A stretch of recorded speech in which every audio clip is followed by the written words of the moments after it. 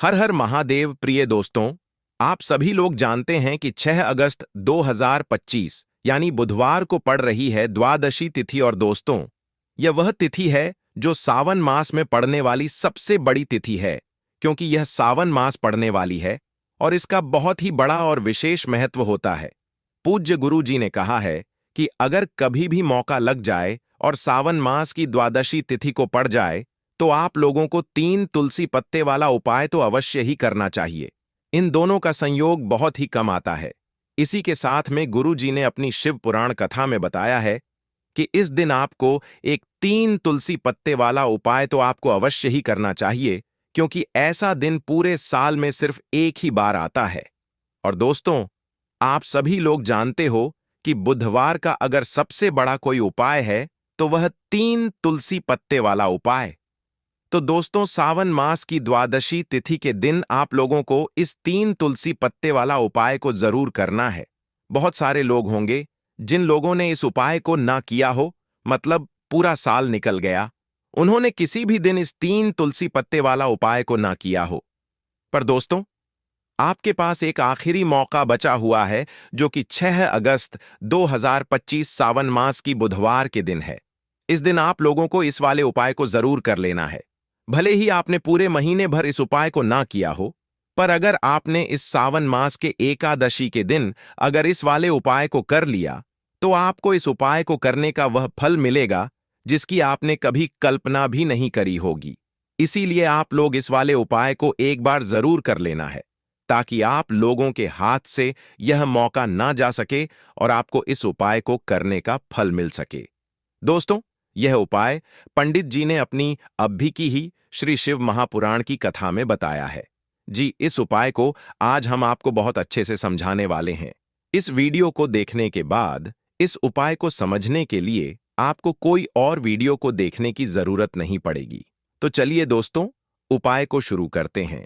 देखिए, यह इस सावन मास के एकादशी के दिन यह इतना खास होता है, इतना महत्वपूर्ण होता है। देखा गया है कभी कभी बड़े बड़े पूजा पाठ अनुष्ठान से जो मनोकामना पूर्ण नहीं होते, वह सावन मास की एकादशी के दिन एक छोटे से उपाय करने से ही आपकी मनोकामना पूर्ण हो जाती है। और बहुत सारे लोगों ने इस उपाय को किया भी है और उनको इस उपाय को करने का फल भी जरूर मिला है। अगर आप लोग भी इस उपाय को करना चाहते हैं तो आप इस उपाय को पहले अच्छे से समझ लेना, सुन लेना, उसके बाद करना। आपको इस उपाय का फल जरूर मिलेगा और इस उपाय को कर लेने से आपके घर में चाहे किसी भी प्रकार की दुख और समस्या क्यों ना चल रही हो, आपको उसका कारण भी नहीं पता है कि भाई यह समस्या किस कारण से चल रही है। उसका कुछ भी कारण हो सकता है, जैसे पितृदोष हो सकता है या किसी भी तरह का मंगल दोष भी हो सकता है। तो इस दिन आप लोगों को यह वाला उपाय कर लेना है। यह एक ऐसा उपाय है जिस उपाय को अगर किसी विशेष दिन पर किया जाए तो भाई उस विशेष दिन का जो है वह तो हमें मिलता ही मिलता है। पर हमने उस दिन पर इस उपाय को किया है तो हमें उससे भी बड़ा फल मिलता है, और फल बहुत जल्दी मिलता है, क्योंकि आप इस उपाय को बहुत ही बड़े और विशेष दिन पर कर रहे हो। तो चलिए अब उपाय के बारे में बात करते हैं। लेकिन उससे पहले आप लोगों को यह जानना आवश्यक है कि आखिर यह उपाय किस समय करना है, किसको करना है और कैसे करना है। तो चलिए हम आगे आपको वीडियो में एक एक करके बता देते हैं। लेकिन उससे पहले अगर आप लोग हमारे चैनल वास्तु के उपाय पर पहली बार आए हैं या फिर मेरी आवाज आज पहली बार सुन रहे हैं, तो हमारे चैनल को सब्सक्राइब जरूर कर लेना और इस वीडियो को लाइक करके कमेंट बॉक्स में श्री शिवाय नमस्तुभयम ओम नमः शिवाय जरूर टाइप कर देना। तो दोस्तों, इस 3 तुलसी पत्ते वाला उपाय को हमें इस सावन मास की एकादशी के दिन कैसे करना है, किसको करना है, किस समय करना है और कहां पर करना है, ये सारे सवालों के जवाब आपको इस वीडियो में मिल जाएंगे। और जो यह वीडियो देखेगा भाई, उसको 3 तुलसी पत्ते वाला उपाय जरूर करना चाहिए, क्योंकि इस दिन तुलसी पत्ते का भी बहुत ही बड़ा और विशेष महत्व होता है। आ जाए 3 तुलसी पत्ते वाला उपाय की, तो यह सोने पर सुहागा वाली बात हो जाती है और यह एक बहुत ही बड़ा उपाय हो जाता है इस सावन मास की बुधवार का। तो अब दोस्तों, इस 3 तुलसी पत्ते वाला उपाय को आखिर करना किसको है, सबसे पहले हम लोग वह बात जान लेते हैं। तो देखो, घर की जो बड़ी माताएं बहनें होती हैं, उन माताओं बहनों में से कोई भी एक बड़ी माता बहन इस वाले उपाय को कर सकती है।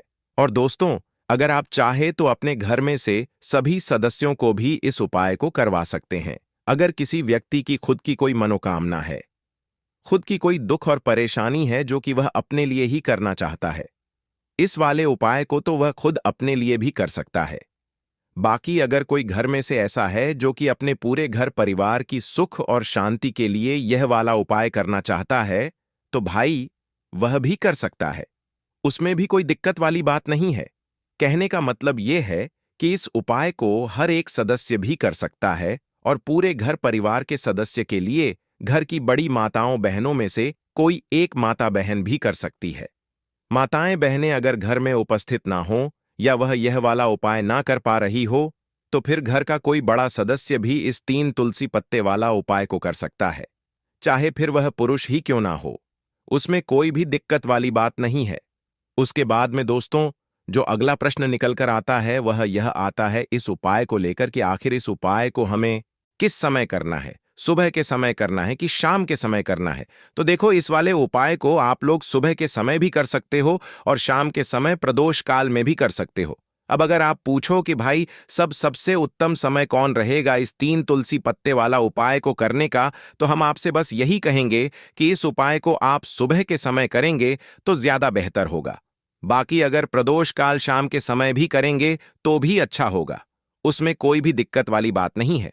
तो अब दोस्तों, जो अगली सबसे बड़ी और महत्वपूर्ण बात आती है वह यह आती है कि सुबह अगर हम उपाय को करेंगे तो हमें कितने बजे से लेकर कितने बजे तक के बीच में करना है, और शाम के समय प्रदोष काल में करेंगे तो हमें कितने बजे से लेकर कितने बजे के बीच में करना है। तो देखो, सुबह जितनी जल्दी हो सके आप उपाय को करने की कोशिश करना। बाकी अगर किसी कारणवश लेट भी हो जाओ, थोड़ी देर भी हो जाए, तो 10 या 11 बजे तक भी आप उपाय कर लेना, पर 12 बजे से ज्यादा देरी ना हो, ठीक है? इस बात का ध्यान रखना। उसके बाद में दोस्तों, अगर शाम के समय प्रदोष काल की बात करें, प्रदोष काल का जो समय होता है वह शाम के 6 बजे से शुरू हो जाता है। मतलब शाम के 6 बजे से लेकर 7 बजे के बीच का जो समय होता है, यह समय प्रदोष काल का समय होता है। तो आप इस उपाय को 7 या 8 बजे के बीच में भी कर सकते हो। मतलब शाम के 6 बजे से रात 8 बजे के बीच में आप कभी भी इस वाले उपाय को कर सकते हो, उसमें कोई भी दिक्कत वाली बात नहीं है। तो देखो दोस्तों, सबसे पहला उपाय देखिए आपको क्या करना है। देखिए, सावन मास के दिनों में विशेषकर भगवान शिव और माता पार्वती और विष्णु भगवान का पूजन किया जाता है। अब साथ ही साथ एकादशी तिथि का दिन भी पड़ गया है, तो ऐसा समझ लीजिए आपके जीवन में धन भी आएगा, सुख भी आएगा, धन बढ़ेगा भी, और साथ ही साथ आपके जीवन के सारे संकटों को भगवान शिव जी दूर कर देंगे। तो चलिए सबसे पहले बात कर लेते हैं। सबसे पहले उपाय की, जो कि बुधवार वाले दिन आपको विशेष करना है, और इस उपाय को करने से आपकी कोई भी ऐसी इच्छा, कोई भी विश डे जो अभी तक अधूरी है, पूरी नहीं हो रही है, तो आपकी बड़ी से बड़ी विश और मनोकामना भी पूरी हो जाती है।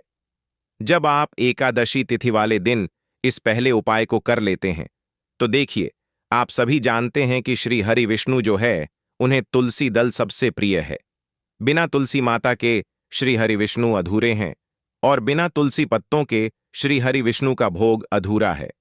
अब श्री हरि विष्णु को प्रसन्न करके आप अपनी किसी भी मनोकामना को पूरा कर सकते हैं, क्योंकि श्री हरि विष्णु प्रसन्न हो गए तो आपकी कोई भी विश और इच्छा, मनोकामना अधूरी नहीं रहेंगी।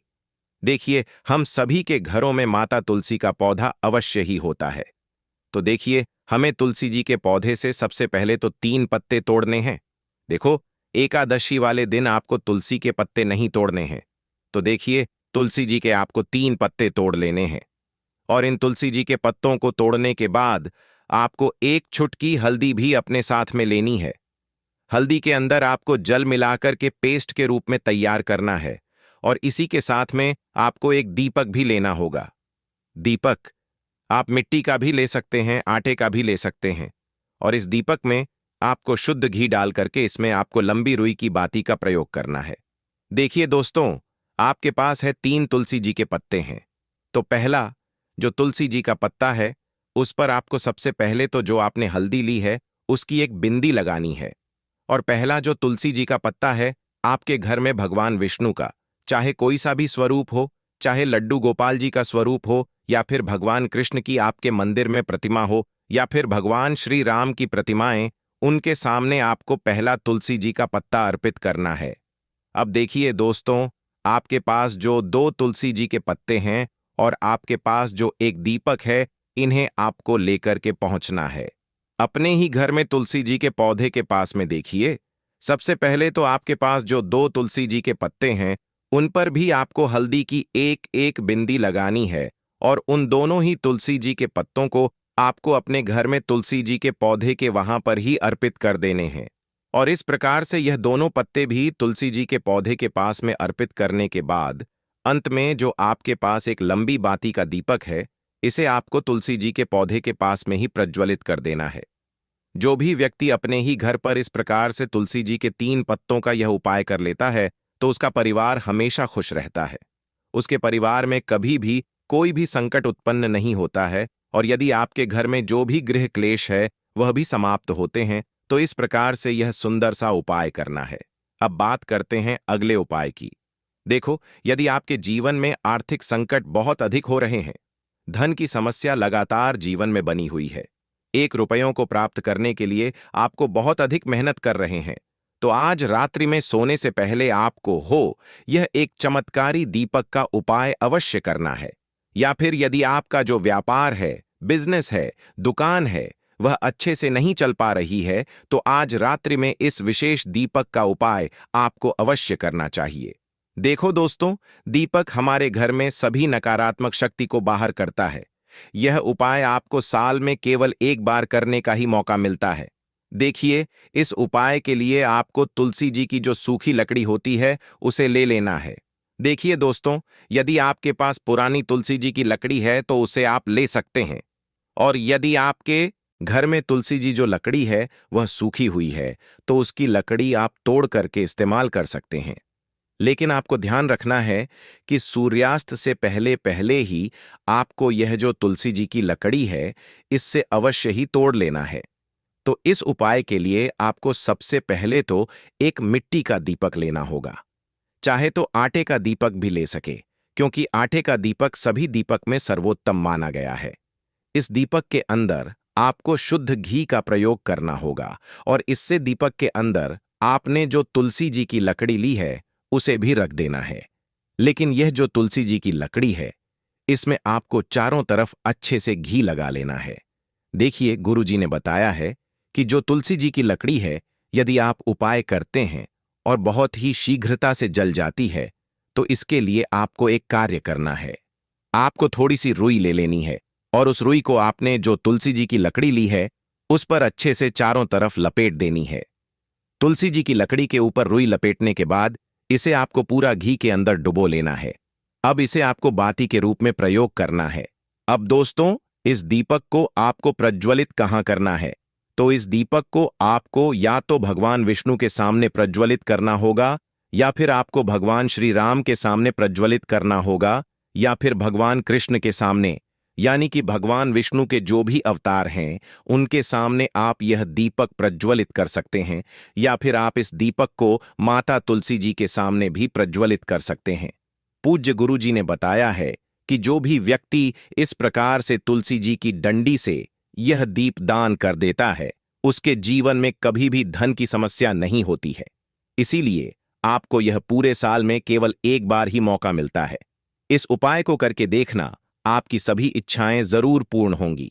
यह जो उपाय है रात्रि में सोने से पहले करना है। यह उपाय करते सर्वश्रेष्ठ होने वाला है। देखिए, इस उपाय के लिए आपको मात्र 5 हरे मूंग के दाने ले लेना है। देखिए, तिथि है और यह बुधवार के दिन पड़ रही है, इसीलिए आपको 5 हरे मूंग के दाने लेना है। हरे मूंग के दाने आपको साबुत लेने हैं, खंडित नहीं होने चाहिए। इस बात का ध्यान रखें। और इसी के साथ में आपको एक तांबे के पात्र के अंदर अपने घर से शुद्ध जल ले लेना है। अब दोस्तों, इन सभी सामग्रियों को लेकर के आपको सीधे पहुंच जाना है भगवान शिव के मंदिर में। देखिए, इस उपाय को भी आप सुबह भी कर सकते हैं और शाम के समय में भी कर सकते हैं। देखिए, भगवान शिव के मंदिर में पहुंचने के बाद आपके पास जो 5 हरे मूंग हैं, उनमें से पहला जो हरा मूंग है, आपको शिवलिंग के सामने जो नंदी महाराज होते हैं और उनका जो पैर उठा हुआ होता है, वहां पर आपको पहला हरा मूंग समर्पित कर देना है और आपको ओम नमः शिवाय इस मंत्र का जाप कर लेना है। फिर आपको दूसरा हरा मूंग लेना है और शिवलिंग पर जो श्री गणेश जी वाला स्थान होता है, वहां पर आपको यह दूसरा हरा मूंग समर्पित कर देना, यानी कि शिवलिंग के सीधे तरफ आपको यह दूसरा हरा मूंग समर्पित करना है और फिर आपको ओम नमः शिवाय या फिर श्री गणेशाय नमः इस मंत्र का जाप कर लेना है। तीसरा, हरा मूंग का दान आपको भगवान शिव की सबसे प्रिय पुत्री माता अशोक सुंदरी वाले स्थान पर समर्पित करना होगा। शिवलिंग की जो जलाधारी होती है, जहां से जल बह के आता है, उसी जलाधारी के बीच में जो कहीं कहीं उठी हुई लाइन होती है सांप की आकृति के रूप में, वहीं पर आपको तीसरा हरा मूंग समर्पित करना है और फिर आपको ओम नमः शिवाय इस मंत्र का जाप कर लेना है। अब दोस्तों, चौथा जो हरा मूंग है उसे आपको भगवान कार्तिकेय जी का जो स्थान होता है शिवलिंग पर, वहां पर आपको यह चौथा हरा मूंग का दाना समर्पित कर देना है और आपको ओम नमः शिवाय इस मंत्र का जाप कर लेना है। अब दोस्तों, आपके पास जो पांचवा और अंतिम हरा मूंग बचा हुआ है उसे जल के पात्र के अंदर डाल देना है और इस हरे मूंग से युक्त जल से आपको भगवान शिव के शिवलिंग का अभिषेक कर देना है। धीरे धीरे समर्पित करते जाना है और लगातार आपको शिव महापुराण के मूल मंत्र श्री शिवाय नमस्तुभ्यम इस मंत्र का जाप करते रहना है। फिर आपको शिवलिंग के सामने बैठकर, यदि आप अपने बच्चों के लिए यह उपाय कर रहे हैं, यदि आप अपने बच्चों की बुद्धि, ज्ञान और विवेक के लिए उपाय कर रहे हैं, तो उसके लिए आपको प्रार्थना कर लेनी है, या फिर व्यापार में वृद्धि करने के लिए यह उपाय कर रहे हैं तो उसकी कामना करते हुए आपको प्रार्थना कर लेनी है, या फिर अपनी नौकरी के लिए कर रहे हैं, या फिर अपने इंटरव्यू के लिए, या फिर धन की प्राप्ति के लिए कर रहे हैं। जिस भी कामना के लिए आप उपाय कर रहे हैं उसे परिपूर्ण करने के लिए आपको महादेव से प्रार्थना कर लेनी है और फिर आपको वापस अपने घर आ जाना है। पूज्य गुरु जी ने कहा है कि जो भी व्यक्ति इस उपाय को कर लेता है तो यकीन मानिए आपके जीवन की जो सारे संकट, कष्ट और बाधाएं हैं वह सभी समाप्त होंगे। अब हम बात करते हैं तीसरे विशेष उपाय। देखो, भाग्य का साथ आपको मिले तो गुरु बृहस्पति को मजबूत करना बहुत जरूरी होता है। इसीलिए पूज्य गुरुदेव ने एक बहुत ही सुंदर सा उपाय बताया था, जो कि है पीले चावल का थोड़े से अक्षत लेना, चावल लेना। अगर आपको ऐसा लगता है ना कि आपको किसी भी चीज में सफलता नहीं मिल पा रही है, किस्मत का साथ आपको नहीं मिल पा रहा है, तो पीले चावल लेना। पीले चावल कैसे करोगे? 11 चावल लेना साबुत, उसके अंदर जो पीला चंदन है वह आपको मिला देना है और चावल को पीला रंग कर देना है। ठीक है। साथ में लेना है एक बेलपत्र और साथ में लेना है तांबे के पात्र के अंदर जल। ठीक है। यह तीनों सामग्री लेकर के बुधवार के दिन सुबह से लेकर के रात्रि तक, जब आपकी इच्छा है दोस्तों,